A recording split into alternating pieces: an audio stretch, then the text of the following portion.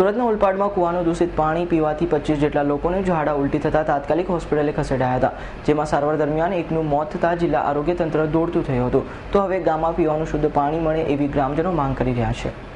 સુરત જિલ્લામાં ડાંગરની કાપણી માટે દર વર્ષે મહારાષ્ટ્રમાંથી મજૂર પરિવારો આવતા હોય છે. આમાંના કેટલાક પરિવારો ઓલપાડ તાલુકાના સરોલ ગામે આવી વસવાટ કરે છે. જોકે આ મજૂર પરિવારોએ ગામમાં આવેલા એક કુવામાં દૂષિત પાણીનો ઘર વપરાશમાં ઉપયોગમાં લીધા બાદ પીવાના પાણી તરીકે ઉપયોગ કરતા ગત રાત્રિએ 25 જેટલા મજૂરોને ઝાડા ઉલટી થતા તાત્કાલિક 108 મારફતે ઓલપાડ ખાતેના સરકારી દવાખાનામાં ખસેડવામાં આવ્યા હતા, જેમાં એકનું મોત થતા જિલ્લા આરોગ્ય તંત્ર દોડતું થયું છે. નવાપુરથી ચેડાપાડા ગામ સરલમાં આવેલા અમે ભાત કાપવા હવે કુવાનું પાણી પીધું એટલે તકલીફ પડ્યો, એટલે ભાત કાપતા ઝાડે ઉલટી થઈ ગઈ. કુવાનું પાણી બહુ તકલીફ પાડી અમને લોકોને, એટલે ડૉક્ટર પાસે આવી ગયા. 108માં આવ્યા અમે. જેરમીબેન, શું થયું આખું બતાવો.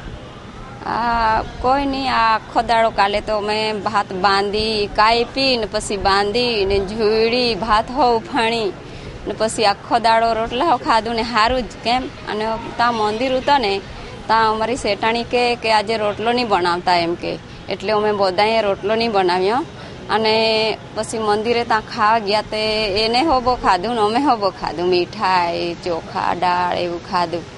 તો પછી રાતના કેટલાક વાગે 4 વાગે એને એવું થતો હે તો અમને કહ્યું નથી, એ રાતના જ કહેતું ને તો 4 વાગ્યાથી અમે એને દવાખાને લઈ મોકલતા. તો પછી સવાર થઈ ગઈ તો અમારા 7 વાળા પહેલાં લોકો રોટલા કરીને ખેતરમાં નીકળી ગયા.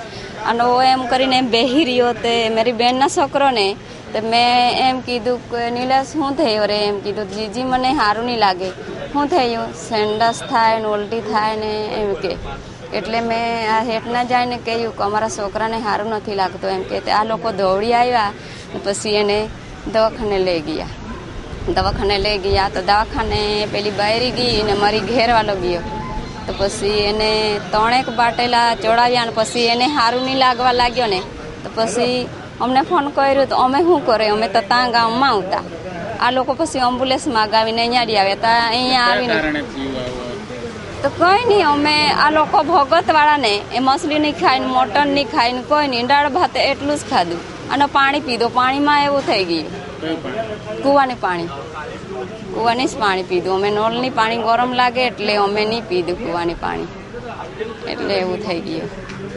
હું એએસઆઈ મનહરભાઈ મગનભાઈ, ઓલપાડ પોલીસ સ્ટેશન આજરોજ અમો પોસ્ટેમાં હાજર હતા. તે વખતે પોસ્ટે મંડળ એએસઆઈ કિરણભાઈ ગલાભાઈ નાઓએ જાણ કરેલ કે એક પેશન્ટ નામે નિલેશભાઈ સખારામ વસાવા, જે હાલ જૂના વડગામ તાલુકો ઉચ્છલ જિલ્લો તાપીના વતની છે અને સેલુટ ગામે ડાંગર કપડી મજૂરી કામ કરે છે.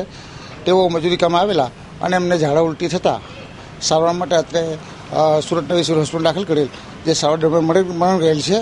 અને હાલમાં ગામમાં જે ઝાડા ઉલટીનો વાવર ચાલે છે અને ત્યાં સીએસની ટીમ હાજર છે. કેટલા લોકો હશે ઝાડા ઉલટી? એ હવે ચોક્કસ મને ખબર નથી, પણ હવે ગામના માણસો સુધી જાણવા મળે કે કેટલા ખરેખર છે. આ ઘટનાને પગલે શ્રમજીવી પરિવારોમાં માતમનો માહોલ છવાયો છે, તો સાથે જ ગ્રામજનોમાં પણ ભયનો માહોલ જોવા મળી રહ્યો છે. ત્યારે દોડતું થયેલું જિલ્લા આરોગ્ય તંત્રની ટીમ હાલ ગામમાં ફરી રહી છે અને દવાઓનું વિતરણ કરી ગ્રામજનોને કુવાનું પાણી નહીં નળનું પાણીનો ઉપયોગ કરવા સૂચના અપાઈ છે. જોકે હવે ગ્રામજનોમાં શુદ્ધ પાણી મળે એવી માંગ ઉઠી રહી છે.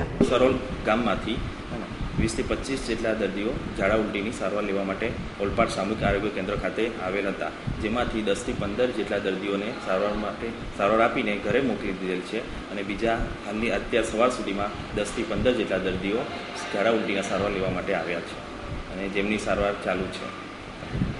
અને અમારા ગામમાં દર વર્ષે મજૂર ભાત કાપવા માટે આવે છે.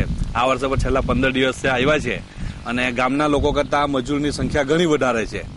પરંતુ શું છે કે પીવાના પાણીની થોડી તકલીફ પડે છે. નહેર પણ આવી નહીં હતી અને એને લઈને કૂવાનું પાણી પીતા હતા અને કૂવાનું પાણી ખૂબ દૂષિત છે, જેને કારણે 15 થી 20 માણસને ઝાડા ઉલટી થઈ ગયા છે. એમાંથી ઓલપાડ સરકારી દવાખાનામાં પોતે દવા દાખલ કર્યા હતા, તેમાંથી એક મજૂર પોતે એક્સપાયર થઈ ગયા છે. એટલે થોડુંક સુધારા કરો તો સારું. દર વર્ષની જેમ મહારાષ્ટ્ર રાજ્યમાંથી નંદુરબારના શ્રમજીવી પરિવારો રોજીરોટી કમાવા સુરત જિલ્લામાં આવતા હોય છે. જો કે રોજીરોટી માટે આવેલા મજૂરોએ આ રીતે દૂષિત પાણી પીવાથી જીવ ગુમાવવાનો વારો આવ્યો છે. ત્યારે ગ્રામ પંચાયત દ્વારા તાત્કાલિક આ કૂવામાંનું પાણી બદલી ક્લોરીન કરી નવું પાણી ભરવામાં આવે એવી જરૂર બન્યું છે. નરેશ પટેલનો રિપોર્ટ, S9 ન્યૂઝ, ઓલપાડ.